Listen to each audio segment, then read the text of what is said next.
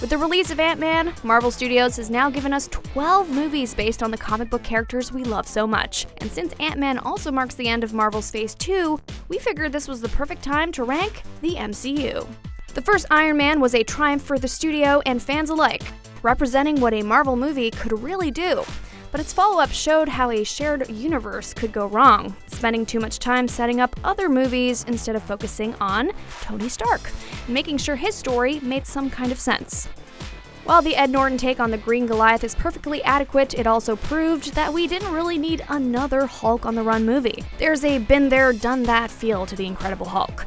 So much so that it's not surprising he was such a hit in the first Avengers when he was finally given a new dynamic to work in.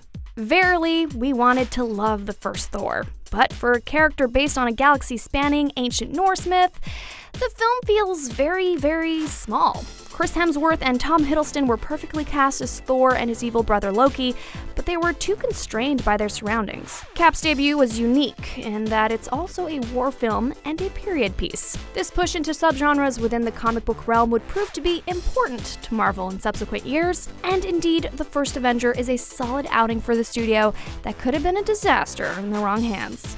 While there are some who adore Thor 2 for its extremely geeky aspects, the film ultimately reminds us that Marvel still hasn't quite nailed the Thunder God standalone movies. Christopher Eccleston is perhaps the most underutilized Marvel villain yet, but the film does have some beautiful moments. Like all the Marvel movies, Age of Ultron is fun, and it's awesome to see all these heroes together again, even if the film suffers from just being too much. Too much CGI, too much plot setting up future movies, too many characters. But even so, most of our heroes get a nice arc, and the Vision and Scarlet Witch are awesome. The clever and funny Ant-Man is the sort of anti-Age of Ultron. It reminds us that Marvel can still do smaller stories that mostly don't have to tie into the larger universe, although that Falcon fight was pretty cool.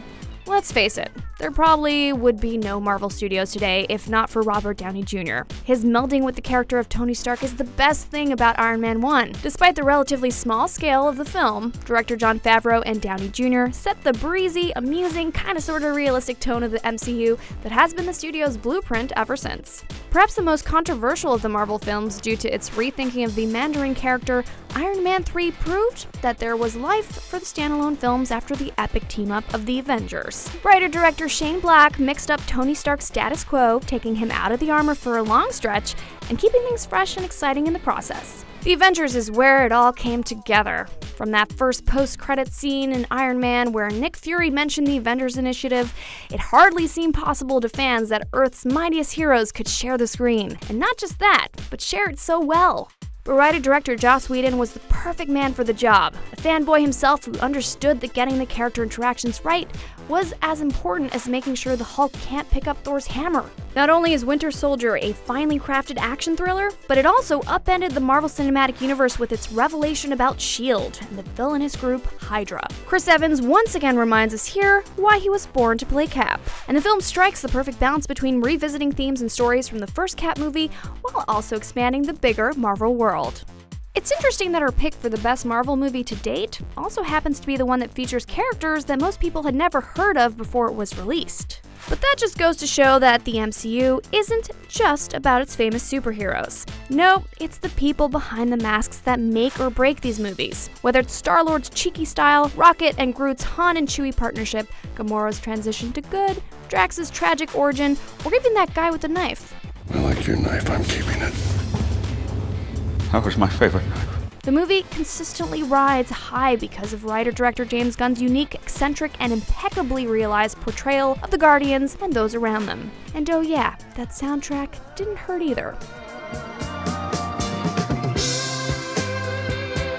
No! Oh, what the hell? I know who you are, Peter Quill, and I am not some starry-eyed waif here to succumb to your pelvic sorcery. That is not what is happening.